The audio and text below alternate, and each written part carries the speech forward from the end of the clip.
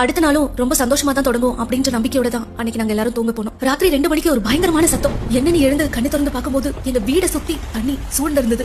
திரும்பி என் குடும்பத்தை பார்க்கும்போது யாருமே இல்ல. என் பேர குழந்தையோட கை விரல் மட்டும் என்னால பார்க்க முடிஞ்சது. அட்லீஸ்ட் அவளையாச்சும் எப்படியாவது காப்பாத்திடணும் அப்படின்னு சொல்லி நீந்தி அவளை என் கையால புடிச்சு தூக்கிட்டேன். அதுக்கப்புறம் என் ஒரே லட்சியம் என் உயிரை கொடுத்தாச்சு இவளை நான் காப்பாத்திடணும் அப்படின்னு மட்டும் தான் இருந்தது. கண்ணு கிட்ட தூரம் வரைக்கும் ஃபுல்லா இருட்டு. அந்த இருட்டிலையும் எப்படியோ நீந்தி தப்பிக்க முயற்சி பண்ண ஆரம்பிச்சோம். நாங்க போயிட்டு இருக்கும்போது ஒரு 2 மாடி கட்டடம் இடிஞ்சு தரமட்டமா உள்ள போய்கிட்டு இருக்கு. நாங்க தப்பிச்சு ஓடி ஒரு காட்டுக்குள்ள போயிட்டோம். காட்டுக்குள்ள கொஞ்சம் தூரம் ஓடினதுக்கு அப்புறம் பார்த்தா எங்களுக்கு எதிரில 3 காட்டு யானை, அதுவும் ஒரு கொம்பன் யானை எங்க கிட்ட நெருங்கி வந்தது. நாங்க ஒரு பெரிய துயர்ல இருந்து ஓடி வந்திருக்கோம். தயவு செஞ்சு எங்களை எதுவும் பண்ணிடாத, என் குழந்தை எனக்கு காப்பாத்தியே ஆகணும் அப்படின்னு அது முன்னாடி கதறணும். அந்த யானைக்கு என்ன தோணுச்சுன்னு எனக்கு தெரியல. அது கண்ணீர் விட தொடங்குச்சு. அதுக்கப்புறமா ஓடுறதுக்கு சக்தி இல்லாம நாங்க அங்கேயே மயங்கிட்டோம். காலையில சூரிய வெளிச்சம் வரும்போதுதான் நாங்க கண்ணை திறந்து பாக்குறோம். அந்த 3 யானையும் எங்களுக்கு காவலா அதே இடத்துல இருந்தது. மீட்பு குழுவினர் வந்து எங்களை கூட்டிட்டு போகும்போதுதான் அந்த யானை அந்த இடத்தை விட்டு போச்சு.